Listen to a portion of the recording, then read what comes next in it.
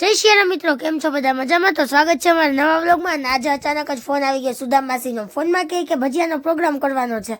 એટલે ભજીયાના પ્રોગ્રામનું નામ સાંભળીને આપણે તારું મારી દીધું અને આપણે પહોંચી ગયા સીધા સુદામ માસીના ઘરે. ત્યાં પહોંચતાની સાથે જ આદિઓ આપણા હાથમાં આવી ગઈ એટલે એને આપણે થોડી ઘણી રમાડી લીધી અને એની હારે થોડા ઘણા નખરા કરી લીધા.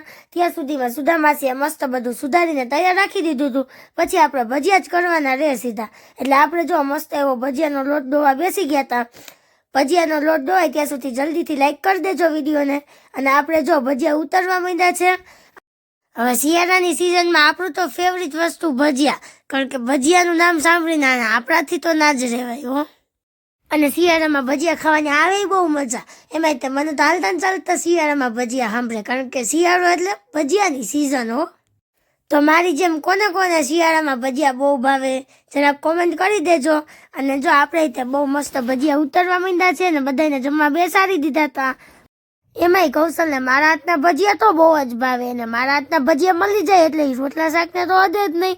અને મને તે ભજીયાનું નામ સાંભળીને રોટલા શાક ના ભાવે એટલે આપણે ભજીયા ઉપર જ હોય બધું. તો ગરમ ગરમ લાઈવ ભજીયા ખાવા માટે આવી જાજો બધાય.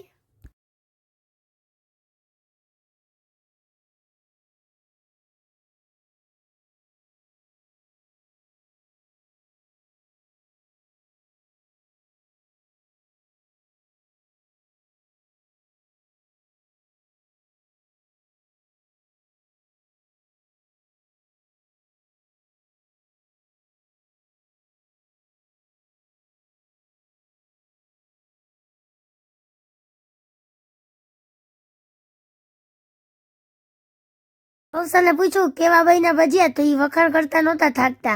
અને આપણે તે જમવા બેસી ગયા છીએ. તો મિત્રો, આવા જ મિની વ્લોગ જોવા માટે જલ્દીથી લાઈક કરો, શેર કરો અને ફોલો કરતા જાજો ભૂલતા નહીં. Bye bye.